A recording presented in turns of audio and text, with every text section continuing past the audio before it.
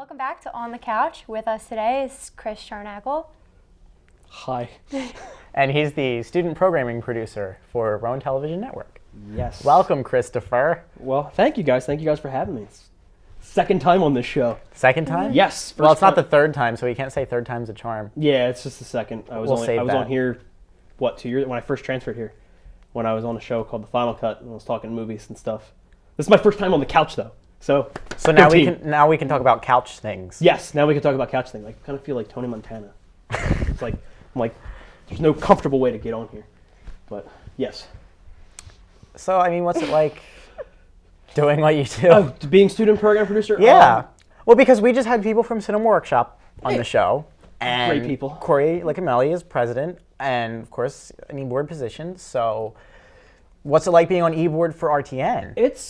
It's different. We do have meetings on Sundays, and there is a lot that we discuss. Well, I mean, like everybody, we all have an opinion. We all try to strive for the best for RTN in general and for our general members, because we do want to have, we want them to have fun. That's one of the things I know I'm very much a proponent for. I'm very much like, yes, fun, because I'm a fun person. At least that's what I tell myself. Well, Ali and I are having fun. Exactly. That's all that matters. Fun so is what happens. yeah. But no, Great club. Yes. Well, my job is, I'm student program producer. I'm in charge of all the studio shows.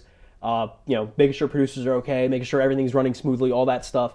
Also just anytime somebody has a show they want to pitch, I'm the guy you come talk to, because that's just what I do. So I'm the one that you send a concept to me, I look at it, okay, we can do this, and then I present it to the e-board. After I present it to them, they kind of go, hey, we should bring this producer in. Then I bring the producer in, and I kind of sit there going, you got this, you can do it. And hopefully they get greenlit for a pilot. Then I help crew out that pilot for them. They shoot said pilot, and then hopefully they get greenlit. When they get greenlit, they're an actual show, and then everybody's happy, and there's more opportunity, and there's more. And the club grows. And then the club grows. There's more fun and games and all goodies and stuff like that. And you continue to play cheerleader, which is a great position to play. Yes, it is, and I look amazing in a skirt. Oh, I bet you do. I do. I mean, Ali, this is your, you transferred here from LaSalle. Mm-hmm. So, I mean, then this is your first time getting involved in RTN. So, yeah. How do you think Chris has been doing at welcoming a newbie like you? Great. Why is she lying to me? I'm not lying. Okay, thank you. I try. That's one of the things I know just by working different jobs when I was, when I left school and before I came back. Working different jobs, stuff like that, and kind of having that, nobody really showing me the ropes, kind of saying, hey, I'll show you how to do this, or hey, you need somebody, I got your back. It was just kind of, go do that job. I don't know what I'm doing. Wing it. And then when things go wrong, they do you don't know what you're doing. Well, you didn't tell me how to do it.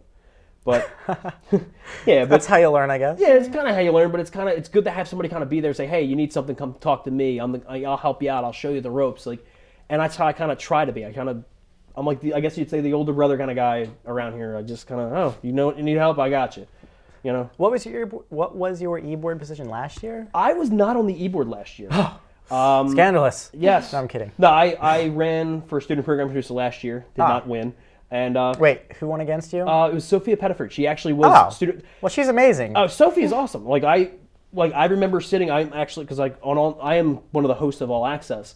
And I remember talking with Tom Crossan, who was my cohort at the time. We're sitting at the desk, and he's you think you won? I was like, nah, I think Sophia beat my face in. And he's like, really? I was like, yeah, I think she's going to do well at the job. And the funny thing was, she was sitting at the teleprompter spot, and I'm like, oh, I think you're going to do a great job. I have faith in you. Mm-hmm. And she did a very good job. She did really well when I got elected to it. I asked her, hey, what can I do? She's like, come into my office, boy, and literally just showed me everything. Do this. Yeah. This is what you need to do. And I was like, oh, okay, sweet deal. And I feel that there's some things I probably have slacked on or maybe not have lived up to the hype, but I also feel that the one thing that I do bring to the table is I'm open to listen to anything. Well, I'm here.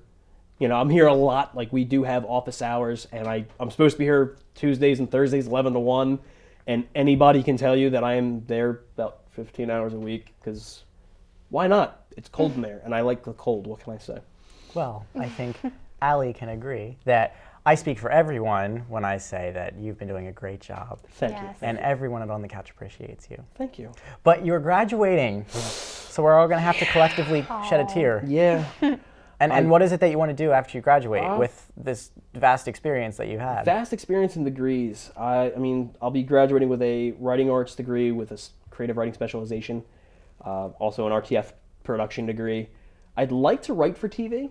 That'd be awesome. Like, I'd really like to write. I mean, it doesn't really matter the show. I just want to write. I want to be a part of the writer's room and down. Like fiction, nonfiction, doesn't matter. documentary, Yeah, anything. It's local like news, something or other. It's something. I'll write. I'd love to do talent. That's my gimme. That's the one thing I've been doing since I was 14 years old, was acting. So, like, I have fun theater stories where, you know, we'll go camera 2 because we want to see a fun story. Well, no, I got time. I have a messed up finger. You know, my finger, like, if you look here, I did a theater show my very freshman year. See how, like, this bends, that doesn't bend. My very freshman year, we did Romeo and Juliet at Camden County College, and we used real katanas because we did a modernized version. It was really fun, and it was cool. And, Sounds fun. yeah, and the guy who played Tybalt, I was playing Romeo. Hold on, let me get done patting myself on the back there. Well, we had to do a fight scene. We had to walk, hit high, hit low, turn around. Well, they're real katanas. They dulled them, thank God, because when we both compensated for each other's height, when my finger smashed into the sword, and, you know, caused that little action where it can't bend, like, you see how it doesn't go any farther. Yeah, like, I had 16 stitches in my finger and 9 in the tendons. How do you fit 16 stitches on a pinky finger? Yeah. 9 were actually inside the cut because they sliced my tendon nearly in half, broke my knuckle, and it's like less than a month before show. I'm in a half cast, and I'm walking around. I was like, "Oh, are you gonna be in the show?" I was like, "I can still walk, right?" And, "Oh, really?" Yeah. And then worst part was we did a warm-up game because it's theater. You do warm-up games, and I got caught with zoom. You're in a circle. You go zoom and around the circle. Whatever it's called. Oh, yeah. Touchdown dance. I remember that. I said, "Oh, I want to do the worm." I did the worm. My shin bounced off stage, and I'm like, "Man, that hurt." Well, then I'm sitting there, and I go like this because I'm And all like, of a sudden you're burnt." bleeding. And I am gushing blood out of my hand, and I'm like, "Why me? What did I do wrong?" And I have a butterfly scab thing. They butterfly. I got one of them. I got Yeah, like it's- a weird. Yeah, it's like a weird bump kind of deal. Yeah. The fun thing about it was our tech director at the time, I can't remember his name. He was like, "Oh, we got to take you to hospital." I was like, "You're not taking me to hospital, dude." And he's like, "Well, you got to go." I was like, "Dude, I will fight you." And he's like, "I'm a black belt." I was like, "I don't care. I will fight you and I will win. I'm not going to a hospital again." Because I was 18 years old. My mom was mad. I gather you want to write for a medical drama then. I can do that, I think. I have enough self-bandaging experience that I know I can do it. But no, I would actually I like comedy. Comedy's my thing. It's been like ever since I was real little. You know, one of my earliest memories as a child is watching Monty Python's Flying Circus with my father. That's where I can do a British accent the whole nine. Like, at one point in time, being 14 years old, like, my dad told guys he worked with, like, "Oh, my kid and I do the Monty Python skits." And they're like, "Yeah, right, whatever." And take your kid to work day. My dad says, "Oh, dead parrot." I was like, "A bit of a plumage." And I'm literally going verbatim with him with the skits, and it was very, very fun. It was interesting. So why don't you become, like, part of it? Yeah.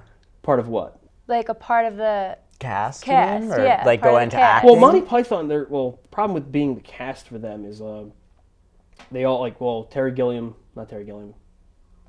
Chapman, excuse me, he passed away. And they're all older guys, like John Cleese. You ever see Harry Potter Nearly Headless Nick? Yeah.